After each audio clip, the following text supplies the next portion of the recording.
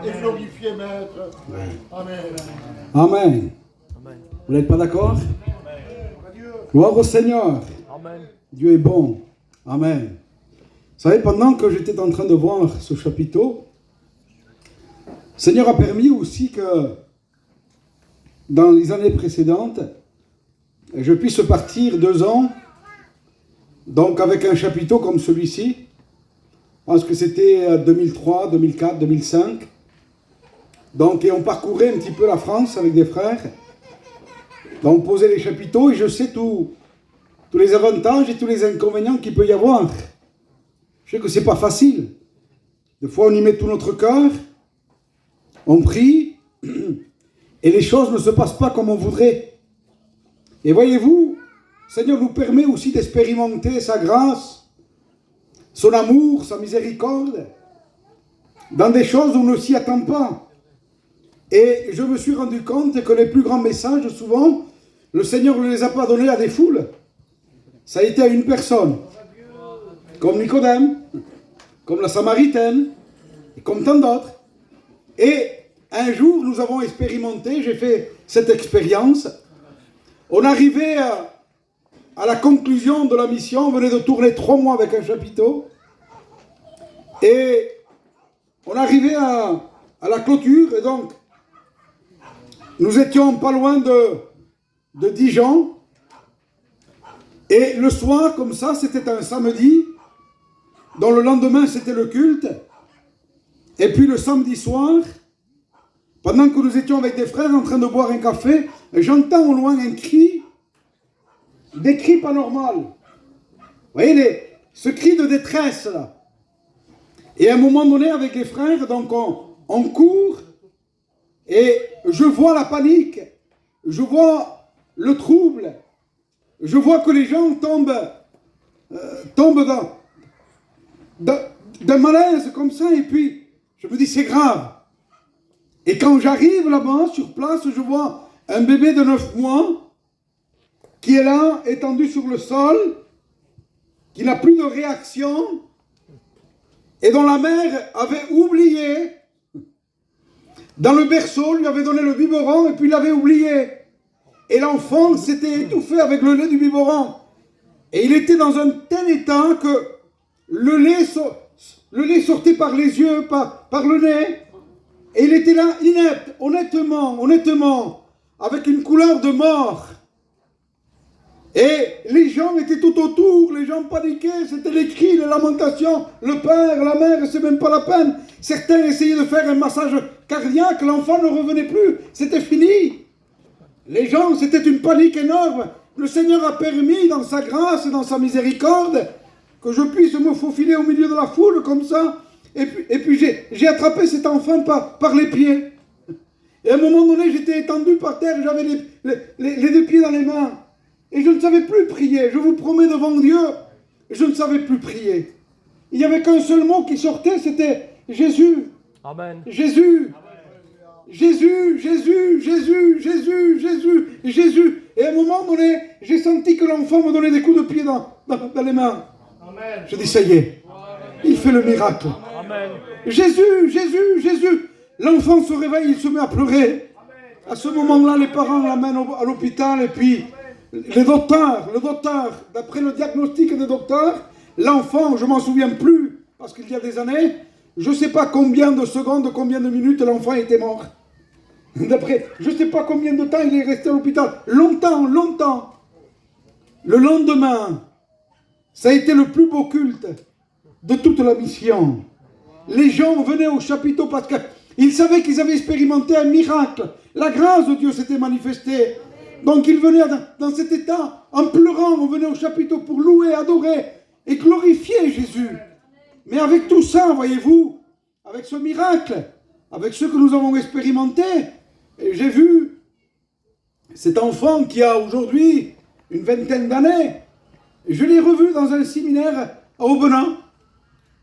Et puis sa mère est venue. Il dit, tu le reconnais? Je dis non, je ne l'ai plus jamais revu. Il dit, c'est l'enfant que vous avez prié qui était mort et qui est revenu à la vie. Je dis, vous êtes chrétien? Non. Et ton mari? Non. Et ton fils? Non. Alors, je me dis, ce n'est pas un miracle qui change les cœurs. Ce n'est même pas une guérison, ce n'est même pas une résurrection qui change les cœurs. Vous savez, il faut revenir aux véritables bases. Aujourd'hui, nous sommes en train de vivre un temps où on est en train de brader l'évangile. Et on dit aux gens que Dieu est amour. On ne peut pas dire le contraire, c'est une vérité. Que Dieu nous garde, que Dieu bénit, que Dieu pourvoit. C'est une vérité, mais ce n'est qu'une partie de la vérité. On ne peut pas offrir un salut aux gens sur la base de l'amour de Dieu. Et il y a un évangile qui dit, viens à la réunion, tu lèves ta main à l'appel, tu acceptes Jésus, tu n'as rien à faire, on te baptise et tu es un sauvé. Écoutez bien, si on présente cette sorte d'évangile, le jour que les gens seront malades et qu'ils iront à l'hôpital, parce qu'on peut être un chrétien et être malade, on peut être baptisé et être malade, les gens vont dire, mais ce n'est pas ce Jésus-là, moi, que j'ai accepté, parce qu'on m'a dit que Jésus guérissait, on n'était jamais malade, il me bénissait, il gardait mon foyer, gardait mes enfants, et que rien ne pouvait m'arriver. C'est faux. On peut être un chrétien, un véritable chrétien, et rencontrer des problèmes, être malade. On peut des fois mourir. Ça peut arriver. Et les gens ensuite, quand ils se voient face aux situations inattendues, ils disent, on m'a trompé. Et nous n'avons pas le droit de tromper les gens. Voyez-vous, le véritable évangile, ce n'est pas celui qui dit, venez à Jésus et vous serez sauvés. Ce n'est pas la réalité des Écritures. Dieu est amour, c'est vrai, mais vous avez une part de responsabilité.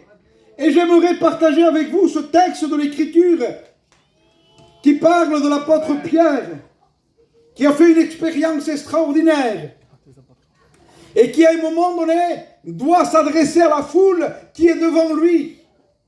Et il doit prêcher l'évangile. Et j'aimerais vous dire ce qu'il a dit à la foule. Comment il s'est adressé à ces gens qui étaient là devant lui. C'était le jour de la Pentecôte. L'église venait d'être baptisée du Saint-Esprit. Tout le monde parlait en langue. Et les gens accouraient de toutes parts. On les entendait parler en langue, des langues étrangères. Certains se moquaient. D'autres étaient confus. D'autres ne comprenaient pas.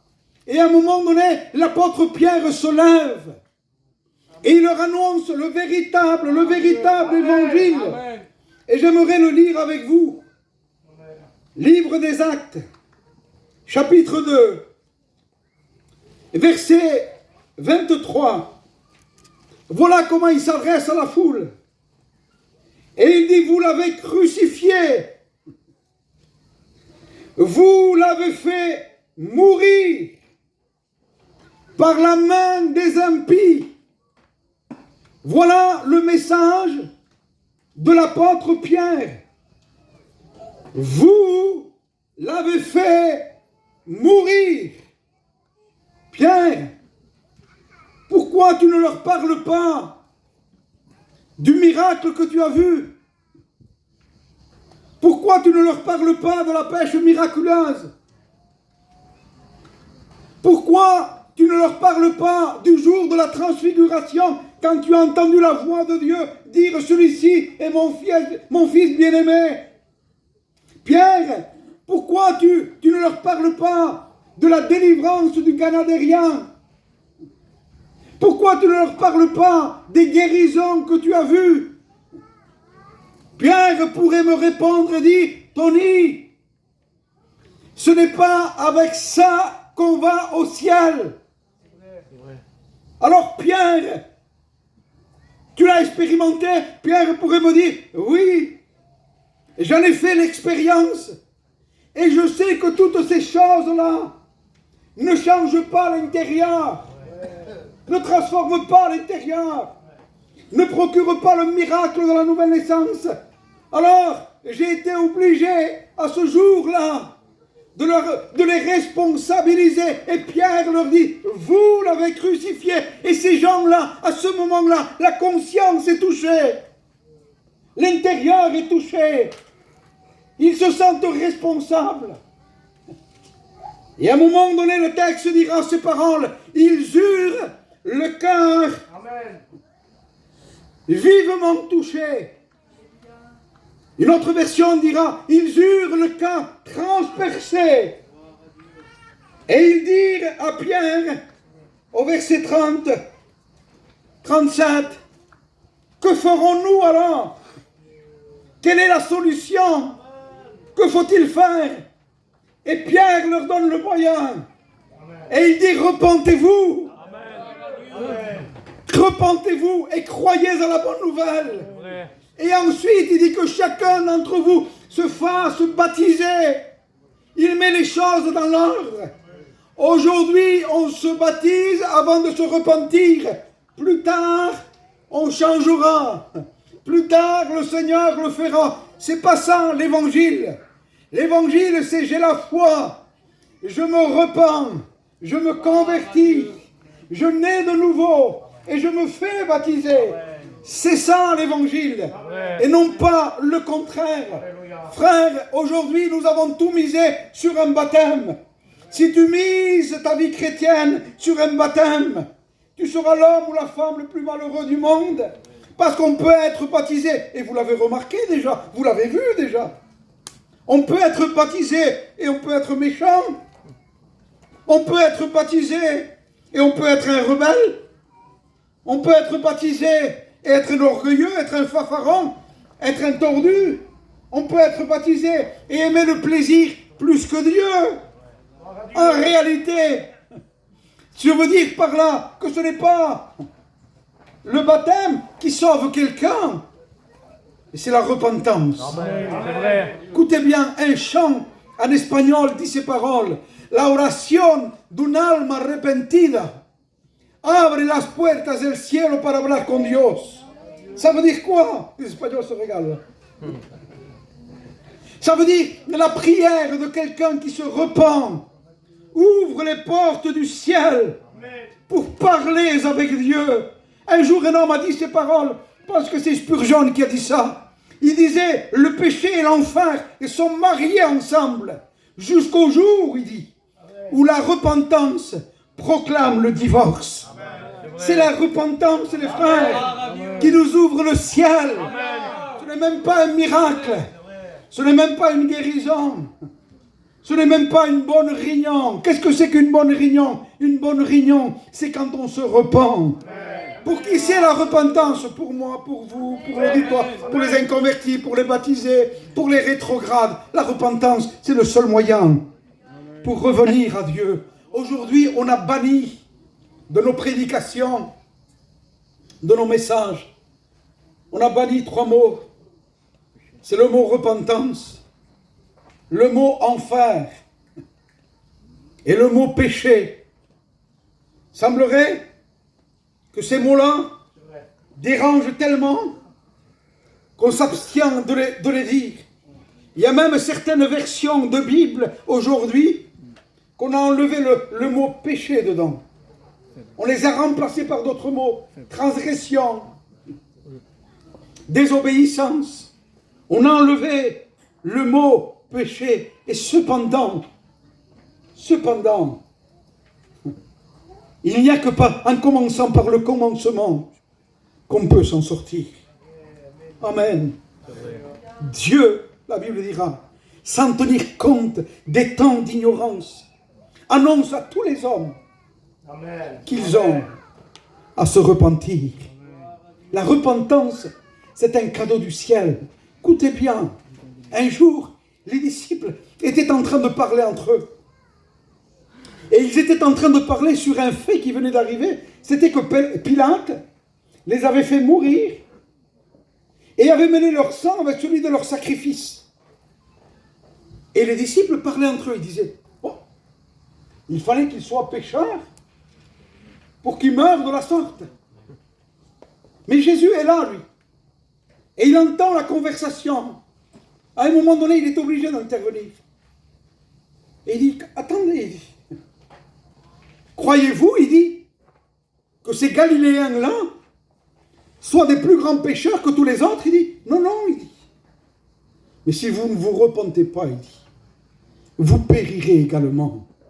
Écoutez bien, quelqu'un qui se drogue, quelqu'un qui boit, quelqu'un qui se bagarre, quelqu'un qui a une vie dépravée, s'il vient quitter la terre, où il va?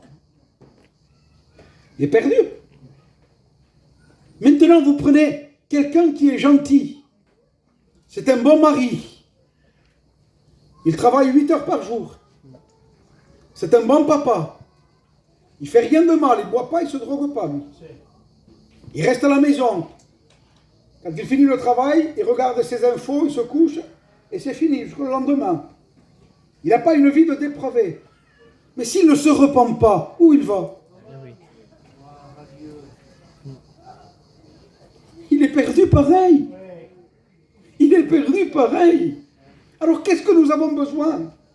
De se repentir. Amen. C'est vrai. Et Pierre le comprend très bien, puisqu'il a expérimenté. Alors il leur adresse le véritable message. Et je reviens sur Pierre, et je leur dis, alors Pierre, pourquoi tu ne leur as pas prêché ce que tu as vécu? Parce que Pierre aurait pu dire, tu sais Tony, ce que j'ai vécu, moi, ne m'a pas changé.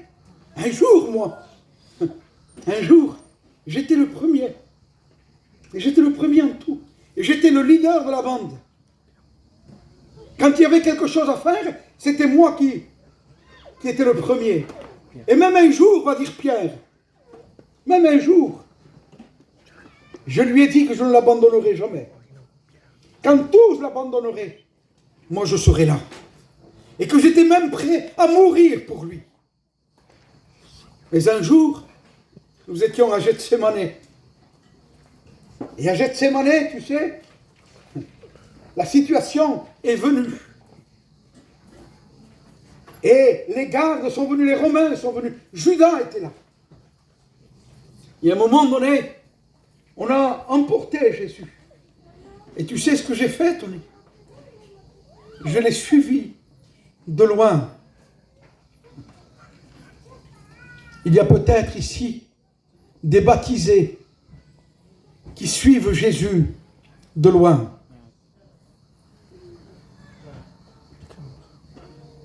Comment tu veux faire? C'est l'été. Il fait chaud. On doit marier la petite. On doit gagner de l'argent. On est obligé de faire des projets. Auparavant, on avait un cœur entier pour Dieu. Mais avec les années, on s'est habitué. La situation est venue.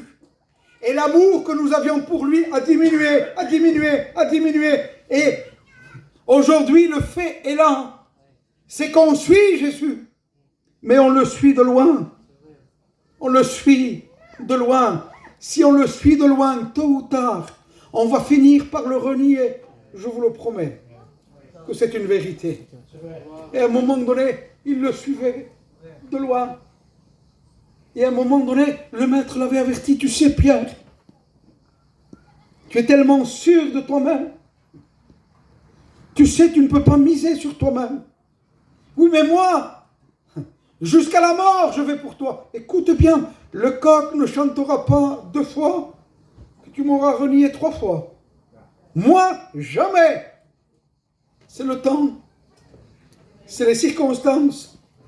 Ne sois pas sûr de toi-même. Ne mise pas sur toi-même. La Bible dira, toi qui te crois être debout, prends garde. Prends garde. On en a vu des colonnes s'écrouler. On en a vu. En réalité, les frères, les sœurs, nous ne sommes pas grand-chose. Si ce n'est pas par la grâce de Dieu, si ce n'est pas par sa parole, si ce n'est par son esprit, qui peut tenir debout avec les temps que nous sommes en train de vivre? Soyons toujours réfugiés à l'abri de ses ailes. Parce que Pierre nous donne une leçon et il dit, tu sais, moi, je l'ai suivi de loin Et à un moment donné, je me suis trouvé face à des circonstances terribles, Tony. C'est qu'à un moment donné, j'ai paniqué. Et on m'a posé la question, on m'a demandé, et on m'a dit, tu étais avec ces gens, toi aussi? Et j'ai dit non, j'en fais pas partie. Si, ton langage te fait reconnaître. Je le jure que je n'y étais pas. Et la femme me dit, mais je t'ai vu dans une réunion avec eux là-bas. Et pour la 3e fois, Pierre commence à dire, je te promets. Et le coq se met à chanter. Et à ce moment-là, tout est en train de s'écrouler dans la vie de Pierre. Écoute bien, peut-être, à un moment donné, tu as aussi failli. Tu avais fait des promesses à Dieu. Tu t'avais engagé avec Dieu. Tu lui avais dit, si tu guéris, je te promets, je te suivrai. Si tu fais ça, je te promets, je ne manquerai plus aucune réunion. Oui, mais ça c'est toi et moi qu'on le dit. Mais la réalité des choses, on en est là. Et on sait très bien que ça ne marche pas comme ça. Et tu es là face à Pierre. Le coq devient le plus grand évangéliste de la planète à ce moment-là. Quand il entend le chant, sa conscience est touchée. Son esprit est touché. Son cœur est bouleversé à l'intérieur. Et à ce moment-là, il commence à pleurer, à pleurer, à pleurer. Voilà ce que fait le véritable message. Le véritable message ne nous fait pas applaudir. Le véritable message, pardonnez-moi, ne nous fait pas faire le clown sur les chaises. Le véritable message nous fait pleurer. Nous fait pleurer. Nous fait pleurer, amen. La repentance nous fait pleurer. On n'a même pas envie de parler avec un, avec l'autre. On a envie de rester avec lui. On a envie de répandre nos cœurs. On a envie d'avoir un entretien avec lui. On a des choses à lui dire. Ça, c'est ce que produit le véritable message, la véritable repentance. Amen. Pierre est en train d'être bouleversé. Quelle a été la différence entre Pierre et Judas? Les deux l'ont renié. Les deux l'ont trahi. Les deux. La différence, c'est que Judas a eu du remords. Mais Pierre s'est repenti. Qu'est-ce que c'est que le remords? Le remords dit, je l'ai manqué. Ça, c'est un remords. La repentance, c'est, te demande pardon. Je suis coupable. Je suis coupable. Je mérite. Quelle a été la différence d'état d'esprit entre David et Saül?